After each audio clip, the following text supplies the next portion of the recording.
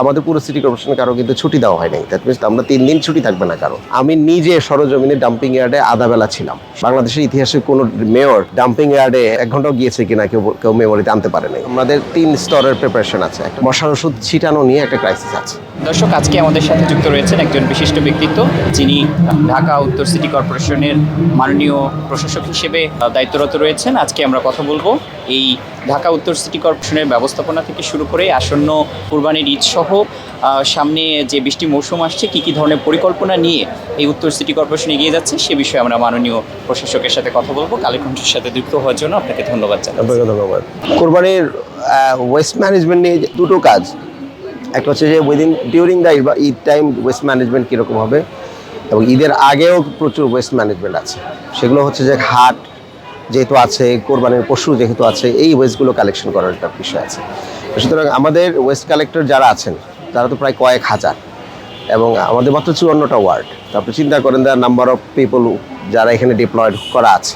তো সেই ক্ষেত্রে আমরা মনে করি যে আমাদের 3 স্তরের প্রিপারেশন আছে। একটা হচ্ছে যে যখন গরুটা কাটা হবে সেই কাটা থেকে শুরু করে এসটিএস পর্যন্ত নেওয়ার জন্য যাদেরকে আমরা নিয়োগ দিয়েছি, সেখানে বললাম যে প্রায় 3000-এর উপরে নিয়োগ আছে। এসটিএস থেকে এটা ডাম্পিং ইয়ার্ডে যাবে, সেটা হচ্ছে আরেকটা প্রস্তুতি। ডাম্পিং ইয়ার্ডে নেওয়ার পরে সেটা দুটো স্টেশন থাকে, আপনি জানেন। সেই স্টেশনে এগুলোকে কীভাবে কোন জায়গার মধ্যে নেওয়া হবে সেটা হচ্ছে 3 নম্বর প্রস্তুতি। কোরবানির গরু টানা 3 দিন ধরে কিন্তু চলে জবাই, এবং কেউ সকালে জবাই দেন, কেউ দুপুরে জবাই দেন, কেউ বিকালে জবাই দেন। প্রথম দিন 90%-এর উপরে জবাই হয়, দ্বিতীয় দিন তারপর কিছু জবাই হয়, তৃতীয় দিনে খুবই কম জবাই হয়। তো সুতরাং আমাদের কাজ হচ্ছে যে দিনেরটা দিনে যদি আমরা স্টেজ পর্যন্ত আনতে পারি, তাহলে এটা স্টেজ থেকে নেওয়ার জন্য আমাদের ভেরি প্রফেশনাল টিম আছে, এবং তাদের আমাদের পুরো সিটি কর্পোরেশনে কারো কিন্তু ছুটি দেওয়া হয় নাই। দ্যাট মিনস আমরা 3 দিন ছুটি থাকবে না কারো। তো ছুটি ছাড়া নির্বিঘ্নে আমরা এই সার্ভিসটা দিব। এসটিএস থেকে যখন ডাম্পিং ইয়ার্ডে যাবে, আমি নিজে সরজমিনে ডাম্পিং ইয়ার্ডে আধা বেলা ছিলাম এই বাজে অবস্থার মধ্যে দেখার জন্য এটার অব্যবস্থাপনা কোথায় আছে, ত্রুটি কোথায় আছে। বাংলাদেশের ইতিহাসে কোনো মেয়র ডাম্পিং ইয়ার্ডে 1 ঘন্টাও গিয়েছে কিনা কেউ মেমোরিতে আনতে পারে নাই। কারণ আমি ঘুরে সব জায়গায় দেখেছি প্রবলেমগুলো কোথায়, বৃষ্টি হলে কিভাবে কাজটা করবে। মোনালিসা হেভি ফ্লো 15 পিস প্যাকেটের সাথে 8 পিসের একটি প্যাকেট একদম ফ্রি। অন্য লজিস্টিক্যাল ঝামেলাটা কি আছে আমরা এগুলো সব ফাইন্ড আউট করেছি, করে আমি নিজে দাঁড়িয়ে থেকে এগুলো একটি করে সমাধান করার জন্য আমরা আইডেন্টিফাই করেছি এবং কাজ করছি। তো সুতরাং এই জায়গা থেকে বলবো যে আমরা প্রস্তুত। ডেঙ্গু এবং পাবলিক হেলথ, সেই ক্ষেত্রে আমরা আজ থেকে 1.5 মাস আগ থেকে ঢাকার সবগুলো হসপিটালকে আমরা ডেডিকেটেড ডেঙ্গু ইউনিট রেডি করার কথা বলেছি। আমাদের ডেঙ্গু হসপিটাল আছে, পৃথিবীর সবচেয়ে বড় ডেঙ্গু হসপিটাল কিন্তু ডিএনসিসি হসপিটাল, এটা জানেন নাকি? শুধুমাত্র ডেঙ্গু করার জন্য। মশার ওষুধ ছিটানো নিয়ে একটা ক্রাইসিস আছে।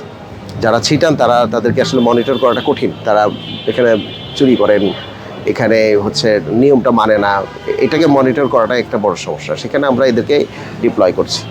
আমরা উত্তর সিটি কর্পোরেশনে এরকম একটা নগর করব যেখানে আজকে যেরকম আমি গাছতলায় বসে কথা বলছি, শহরের মানুষজন চাইলেই গাছতলায় বসে একটা সভা করতে পারবে, সেরকম শহর করতে চাই। Very simple. তো সেই জন্য গ্রাউন্ড কাভারেজ বাড়ানো এবং হচ্ছে যে সবুজ কাভারেজ বাড়ানো, বড় গাছ লাগাবো কম্পারেটিভলি যেগুলো ছাগলে না খেয়ে ফেলে। এই শহরে তো ছাগল নাই, কিন্তু গাছ ছাগলে খায়, মানে নতুন টেন্ডার করার জন্য। সুতরাং ওই প্র্যাকটিস যেন আমরা না করতে হয় সেদিকে আমরা খেয়াল রাখছি। এই যেটা আপনাকে বললাম যে এখন এই যে একটা গাছের নিচে বসে কথা বলতে পারি, আজ থেকে 1-1.5 বছর পরে মানুষ যখন গাছের নিচে কথা বলবে যে এজাজ নামে একজন ছিল যে কাজগুলো করে দিয়ে গেছে, দেখে আজ গাছতলায় বসে আড্ডাটা মারতে পারি, গাছতলায় বসে গিটার বাজাতে পারি, গান গেতে পারি, একটু আড্ডা মারতে পারি, একটু চা খেতে পারি। এখন তো শেডের উপরে যেতে হয়। তো শহরের মধ্যে আমরা এই শেড করতে চাই গাছ দিয়ে, সবুজের মাধ্যমে। আপনার গরু পশুকে চেষ্টা করেন রাস্তার মধ্যে কোরবানি দিতে না, তাহলে এটা পাবলিক হেলথের হ্যাজার্ড হয়, আপনার মাংসগুলোও নষ্ট হবে। তো বাসার নিচে যদি এই গ্যারেজের ব্যবস্থা থাকে সেটা করেন, এবং সিটি কর্পোরেশন থেকে যে ব্যাগগুলো দেওয়া হবে সেটার ভিতরে সেটা মাংস রাখার ব্যাগ না, সেটা ময়লা রাখার ব্যাগ। তো সুতরাং সেটার মধ্যে মাংস না রেখে ময়লা রেখে সেটাই আমাদের ময়লা কর্মীদের কাছে দিয়ে দেবেন। আর সুস্থ থাকবেন, ঐক্যবদ্ধ থাকবেন। এই শহর হচ্ছে ঐক্যবদ্ধ থাকার শহর। সকলকে এক নদীর শুভেচ্ছা।